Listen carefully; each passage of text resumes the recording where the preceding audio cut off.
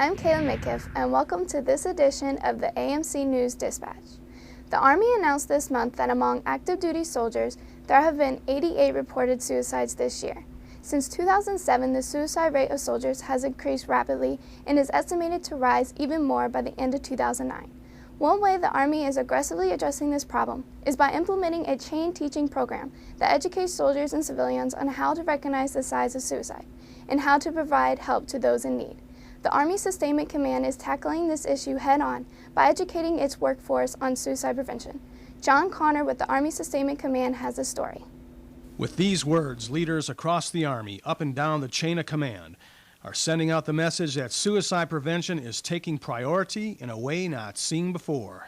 That's because last year the Army lost more soldiers than ever to suicide, 143, which quickly caught the attention of leadership and the media. Consequently, the Army fielded new mandatory suicide prevention training, which is years ahead of the old training, normally PowerPoint presentations given during a special week in September.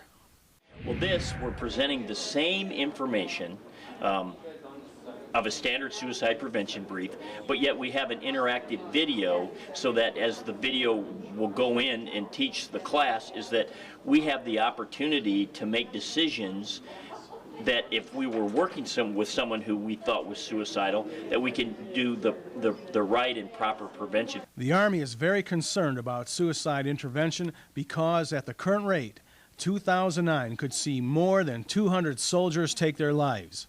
And that is unacceptable, Army leaders say. The Army is now in phase 2 of its suicide training. Smaller groups, led by designated personnel, will show a DVD that offers different vignettes based on decisions made by attendees.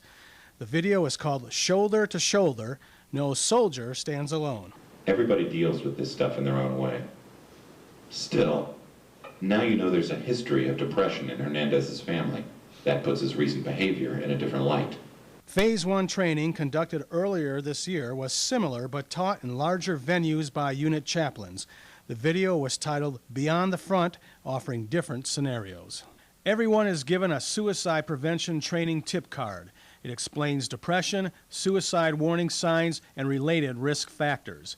And ACE cards, an acronym for Ask, Care, and Escort, are also given out. The ACE card basically it's a short way of saying the 3 key things to assisting someone that's suicidal, which is to ask them, be blunt, just ask them, hey, suicidal, you have a plan. Care for them, stay with them, show them you care, take away any objects that are immediately there that they might use to hurt themselves with. And 3, which escort.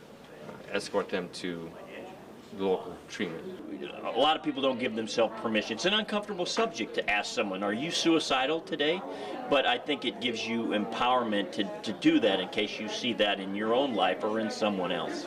And what should all of us be looking for?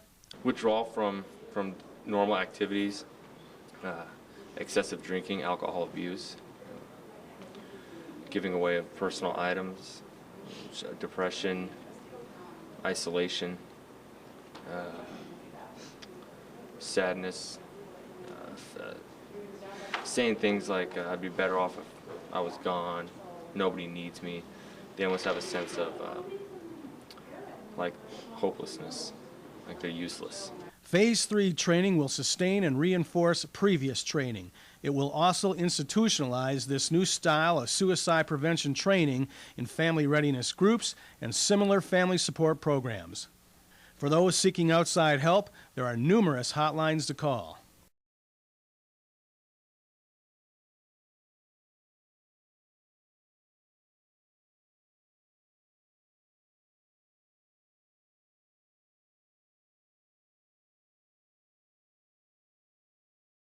And there are others at